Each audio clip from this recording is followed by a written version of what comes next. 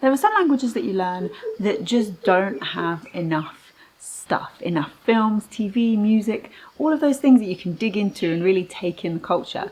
Spanish, on the other hand, is not one of those languages. You almost have the opposite problem where there's a bit of overwhelm because there's too much stuff to choose from. So in this video, I want to give you 9 of my favourite Spanish films, all different genres, all different countries and places and stories and styles, to give you something to get started with and avoid the overwhelm. Before we get started, if you do want to use film and TV in your language learning, then Watch and Learn is for you. In this short mini course, you're going to learn how to combine film and TV and your languages and actually have it be useful, going beyond this like very passive thing that you feel like, I'm just going to watch and it will wash over me and I'll be fluent. Talking about how and when to use subtitles and figuring out a process that you can use that works across the board, any language, any level, any film or TV content. I will pop the link to Watch and Learn in the description of this episode, so have a look if you're curious, and yeah, let's get into it. So my first recommendation is Bad Education, or La Mala Educación. Now, I could honestly just do a list of Almodovar films because there's so many, and not only is there so many, there's so many good ones. So maybe that's its own thing that maybe we'll do one day. So this is kind of representative of all of that. If you're learning Spanish, this is the default. This is the go-to. Almodovar is to Spanish what Amélie is to French. You know what I mean? That you've probably seen one of them already. Maybe even La Mala Educación. But this one in particular, for me, I'm recommending because it was the first Almodovar film that I saw. I wrote about it for my A-levels, so I've watched it many times over and over, like analysed it, pulled it all apart to get all of that stuff that you need to write about in that kind of essay of like, they used this colour to represent this and symbolise that. So yeah, I know it very well and it always kind of touches me. The story is deep and unusual and moving and complex and just so good. So if you're looking for an entry point, maybe you've heard of Pedro Almodovar and you've heard how essential that is, but you're not really sure where to start, this is a great start point. He is known for the recurring kind of aesthetic, very colourful, very bold characters, very strong characters as well. And these themes that recur of like gender and sexuality and all of this stuff, Bad Education gives you a broad spectrum of all of those themes, all of those style and aesthetic choices. So soon enough, you'll be able to identify an Almodovar when you see one. The second recommendation is a very different film, and that is Rec. So if Almodovar is like drama with style, Rec is pure handheld horror. Think Paranormal Activity, Blair Witch, and then there's like a side order of zombies. That's what Rec is. It's quite a short film, just 78 minutes long, but that makes it a really nice break from films that just seem to be getting longer and longer nowadays. And you can tell a foreign film is successful when there's an American remake of it in Hollywood, and yes, I'm pretty sure this has the remake. So skip the remake, go back to the original, get a bit of Spanish practice in as well. Number 3 is Rotting in the Sun. Now when you start watching this film, it's really easy to think, okay, I know exactly what this film is, I know where it's going, I know how I feel about these characters.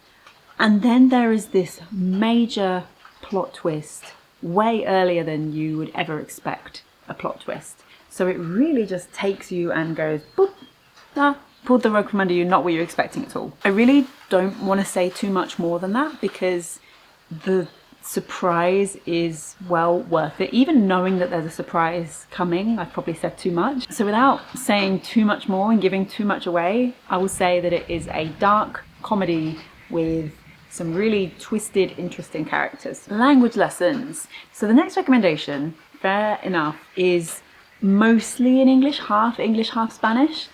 It's the mix of the two languages. But the reason I'm recommending this one is that it has this great quality of very authentically representing what it's like to learn a language in modern times. The story begins with Adam's partner buying him a package of Spanish lessons with Cariño, and that then becomes this essential outlet for Adam as his life takes a bit of a turn. And you follow all of this through webcam, very of its time. I think it was released in 2021, so pure like post-COVID era movie. Just really, really good. Underrated film.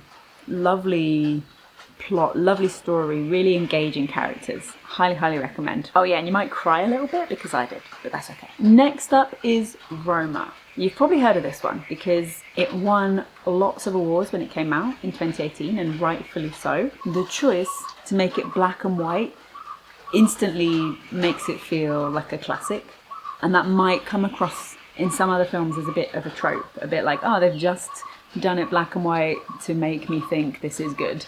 But Roma actually is good, and it does have real heart, and the story, you just follow the flow of the story, just let the film wash over you. The story gives you a bit of an insight into class in 1970s Mexico, and you also get to hear a bit of Mixtec as well, which is an indigenous language from Mexico, which is really cool. So cool to see that kind of representation on film. The Orphanage. So if you enjoyed Rec, and you're like, yeah, I've seen that one, give me another horror film, you'll love The Orphanage. This is a different kind of horror, so less handheld, POV, zombie, and more creepy kid. If you like creepy kid horror, you'll love The Orphanage. Laura returns to where she grew up, an orphanage, with plans to make it home for disabled children. Now she's there with her son Simon, who makes friends with someone who may or may not exist, may or may not live in the orphanage, and yeah, we'll leave it at that. Next recommendation for you is María, Full of Grace. Now this is another one for me that's very personal, goes back a long way. I remember buying this in Blockbuster on DVD.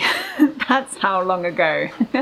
And I bought it purely as like, oh, it's a Spanish film, it's a decent price, I can practice my Spanish.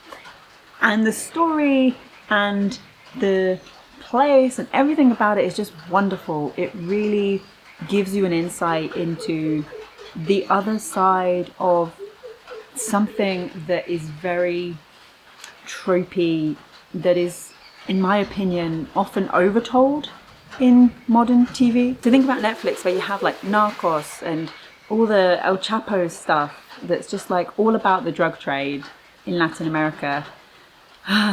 It just kind of, in my opinion, glorifies it a little bit, which isn't really the way to go. María, Full of Grace shows a different side to that very real and should be talked about side of life for many people in that region.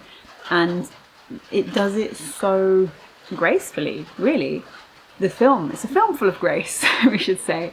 It does it so gracefully. It really just lets you see inside something that you otherwise wouldn't know much about. So the film follows the story of María, who lives in Colombia, doesn't have many options, so ends up becoming a drug mule and flying to the US.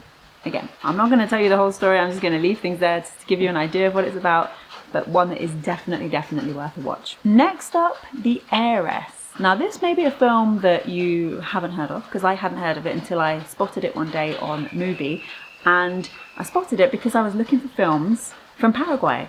There's not many. It's not exactly like a big film industry place, you know. You've got Spain and you've got Mexico, to a certain extent, maybe Colombia next after that in terms of film and TV production. Paraguay, however, like, doesn't really get that same representation. So I really wanted to include it on the list here, and it's interesting because it looks at a sort of kind of a love story, but also like prison life as well. And again, something that gets very easily reduced to like sort of schlocky documentaries of like, look at this, the world's toughest prison, wow. But it's actually a woman's prison in this case, in this film, and it looks at wealth and changes in wealth and like generational wealth and all of these things, these really interesting topics and aspects that, again, it's like María, Full of Grace. You're sort of observing something that you wouldn't otherwise get to observe. I really loved the very believable characters in this and the world building of the film. If there was one critique, and this is a very personal one, it would be that there wasn't enough Guarani in the film. But I understand why. When you watch it, you'll see why it's not there. It's not part of this story. And my final recommendation is Lopez Street. So again, this is another film that I discovered on Mubi.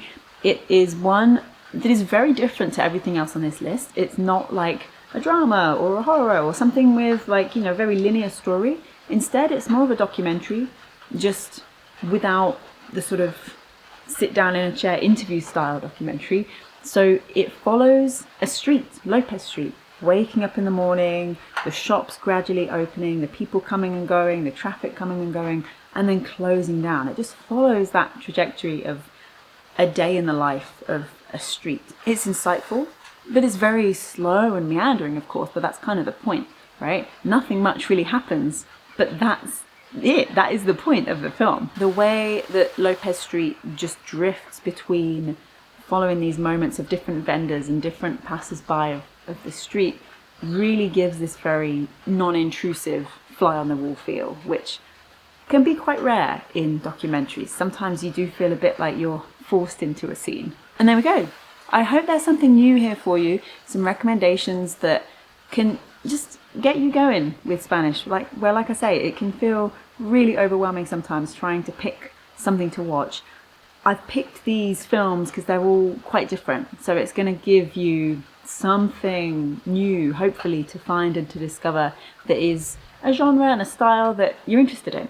If you then want to take that further, if you want to combine watching that film or rewatching segments of that film with your language learning and actually learn more Spanish through film and through TV, Watch and Learn is the way to go. And the reason Watch and Learn exists is because I just felt that it seems like there's either you watch stuff and that's very passive, or you are doing active learning, and that is not watching film, right? But why can't we combine the two? So Watch and Learn is about how to combine an active learning process into the film and TV that you watch, as and when. Not all the time. You don't have to do this all the time. You can do this like on demand when you want it, when you need it, but you don't need to feel obliged to do it all of the time. If you want to learn more, the link to Watch and Learn is in the description of this episode, and I look forward to welcoming you into Watch and Learn. I will see you very soon. Do all of the YouTube things: like, subscribe, follow, comment, share, tell a friend, make a t-shirt, I don't know, all of that stuff, and I will see you very soon. Thank you. Bye.